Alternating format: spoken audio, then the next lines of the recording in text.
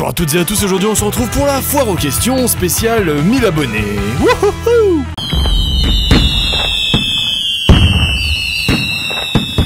Bon, je m'excuse du retard pour cette vidéo spéciale 1000 abonnés, mais j'étais en voyage, j'ai le temps de rentrer, de faire la vidéo, voilà que nous sommes presque 1500.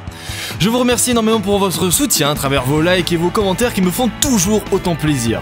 Surtout quand vous me dites que vous aimez la manière dont je fais mes vidéos, ça me touche particulièrement.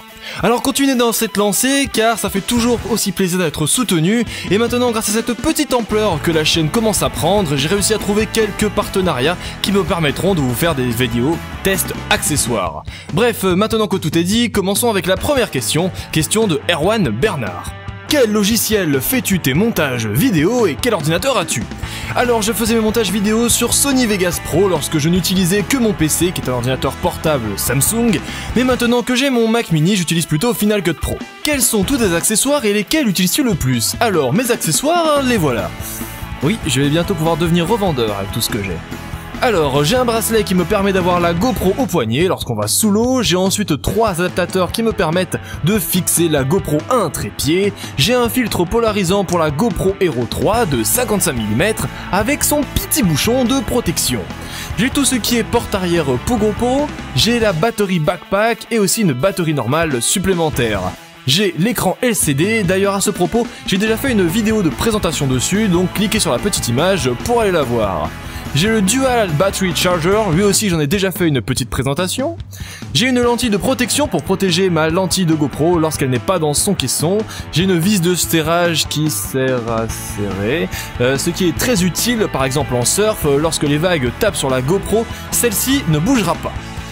J'ai la ventouse qui permet d'accrocher la GoPro sur la voiture, j'ai le Joy Flex Cap Mount qui me permet d'accrocher la GoPro un petit peu partout. Là aussi j'en ai déjà fait une vidéo de présentation, cliquez dessus pour aller la voir. J'ai une fixation pour mettre la GoPro sur la tête, j'ai la télécommande qui m'a été livrée avec la GoPro 3 Black Edition, j'ai un adaptateur pour un micro, j'ai un adaptateur pour 2 micros, j'ai 2 micros, j'ai 2 protections contre le vent pour mes micros, et ces petits bijoux m'ont été envoyés par Edutige, et j'en ferai une vidéo la semaine prochaine. Si alors vous regardez cette vidéo, la présentation a déjà été faite, alors cliquez ici. Et enfin, j'ai une petite valise de rangement que j'ai prise sur la caméra embarquée.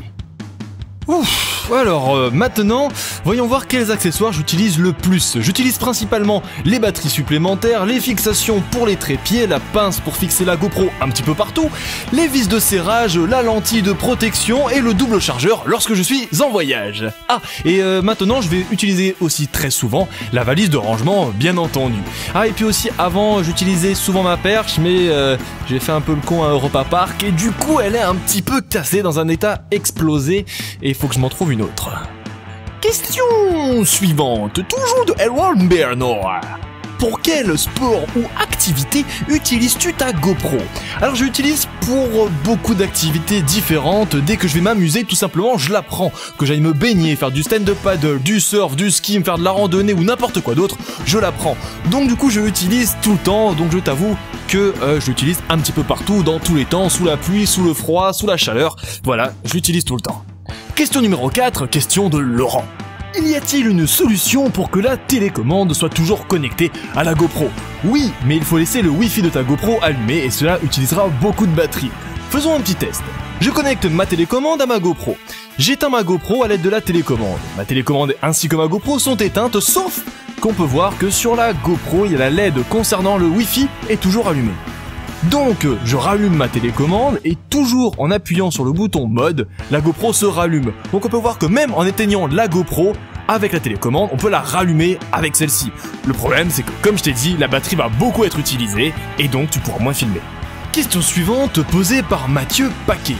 Comment ajouter une trace GPS à la vidéo? Alors j'ai cherché, beaucoup cherché, mais je crois que la seule solution est de l'ajouter au montage vidéo. Je suis désolé. Victor Scalise, pourquoi as-tu voulu faire des vidéos et qui est ton modèle? Alors j'ai commencé à faire des vidéos en 2012 sur les iPhones, tout ce qui touchait le jailbreak. En fait j'ai fait ça simplement parce que je voyais que beaucoup de personnes avaient du mal avec ce jailbreak. Et puis petit à petit je me suis mis à faire de l'humour dans mes vidéos jusqu'à carrément créer ma chaîne humoristique. Et maintenant j'ai une chaîne dédiée à la GoPro pour la même raison que pour l'iPhone. J'ai vu que beaucoup de gens avaient du mal avec ce petit appareil et donc je me suis dit que comme il n'y avait pas beaucoup d'aide pour eux, j'allais m'y mettre. Qui est mon modèle? Eh bien moi-même, je suis très fier de cette chaîne parce que je pense avoir trouvé une manière sympathique de faire des tutoriels. Je me suis simplement dit que j'en avais marre de regarder des tutos où tout le monde avait envie de dormir en écoutant, alors j'ai voulu redynamiser tout ça. Nicolas Boussotto, j'ai une GoPro Hero 3+, mieux vaut-il acheter une batterie ou un battery backpack? Moi je serais toi, j'achèterais plutôt une batterie normale, je trouve que ça tient plus longtemps.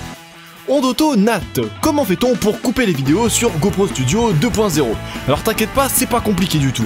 Tu te places là où tu veux la couper, et en bas à gauche tu as un petit rasoir, et tu cliques dessus et là, magie! La vidéo est coupée en deux. Tavo Beretto, comment avoir un rendu plus professionnel à travers les logiciels, les corrections colorimétriques, etc.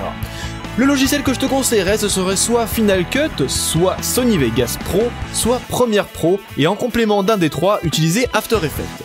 Tu peux utiliser des lentilles comme la mienne qui est polarisante par exemple, et pour tout ce qui est retouche de couleurs, tu peux utiliser l'un des logiciels que je t'ai cité précédemment, et utiliser aussi After Effects. Par exemple, j'ai fait une vidéo pour montrer comment utiliser le mode ProTune sur Final Cut Pro, enfin plutôt comment corriger les couleurs de ProTune sur Final Cut Pro. Donc tu cliques sur la petite image qui s'affiche et tu vas voir la vidéo directement et tu sauras le faire. Toujours la même personne, comment stabiliser au maximum ces vidéos? En utilisant un stabilisateur appelé aussi Steadicam, j'ai fait une vidéo là aussi dessus de présentation sur le mien, tu cliques dessus pour avoir un petit aperçu de ce que ça peut donner. Encore la même personne? Eh bah dis donc! Comment bien utiliser le mode rafale? Moi je te conseillerais d'utiliser du 30 images pour 2 secondes, c'est ce qui te permet d'avoir quasiment tout le temps la photo que tu souhaites garder. Et pour le temps de latence, eh bien malheureusement c'est à toi de prendre en compte ce petit temps et de faire en sorte que ça ne bloque pas tes photos. Encore et toujours la même personne, et bah dis donc il y en avait des questions hein. Peut-on modifier la musique des templates sur GoPro Studio 2.0? Oui tu peux, et là encore j'ai fait une vidéo dessus, donc clique sur cette petite image et va voir ça.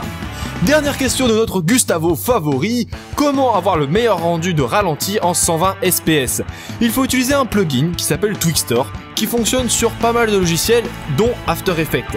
Là aussi j'ai fait une vidéo, donc va la voir, attention, j'ai poussé le ralenti au maximum, tu n'es pas obligé d'aller jusque là. Enfin, dernière question de cette vidéo, question de Morgane Lodato. Quel réglage mettre en photo vidéo? Selon l'utilisation, ce serait très utile, comme par exemple pour le VTT, le tourisme, etc. Eh bien Morgane, sincèrement, depuis que j'ai vu cette question, je trouve cette idée superbe et je vais m'exécuter sous tes ordres et faire ce genre de vidéo. J'ai même déjà réfléchi à comment je vais les faire et je vais les faire en interaction avec vous. Oui, vous, mon public, on va pouvoir faire des vidéos à deux, ça va être encore mieux. Je vous en dis pas plus, je vous garde la surprise. Bon voilà, c'est tout pour les questions. Si vous en avez d'autres, mettez-les en commentaire. J'y répondrai soit directement, soit dans une prochaine foire aux questions.